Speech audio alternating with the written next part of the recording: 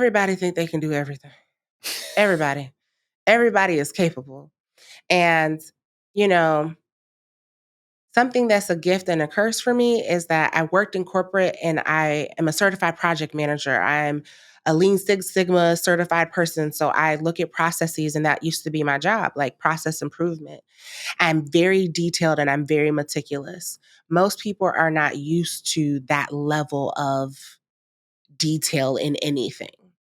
And I think oftentimes people bite off more than they can chew, and instead of being transparent of like, you know what, this is not my strong suit, they just don't show up.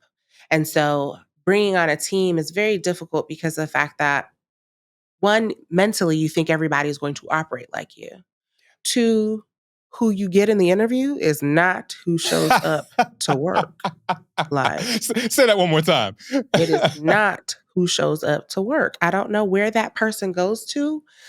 I wish they would stay for at least 3 months. Like, give me something. But they don't even make it to the first day.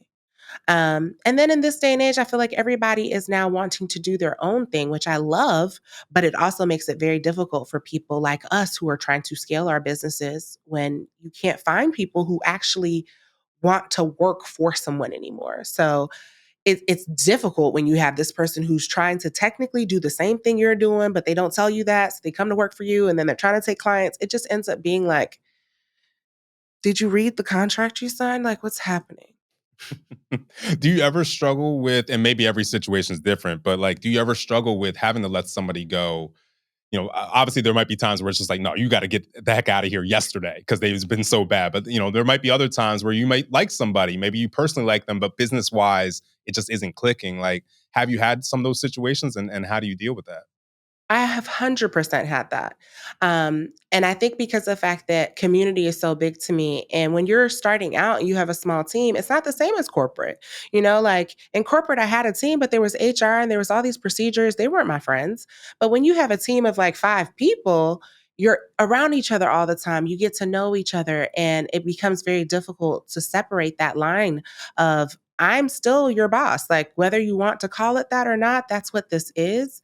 And I've had to make those tough calls of recognizing that, like, an advice I actually really give people is you cannot really be friends with people who work for you. It doesn't matter how much you like them. There's still just a level of things that are just never going to be acceptable. And for me, that's a big thing that I've had to realize is like, you may like somebody and y'all could be cool if they didn't work for you, but because they do, and for team dynamics and all of those things, you can never make it seem like you're impartial. So if you have a company handbook, you know, like this was why I had to create that.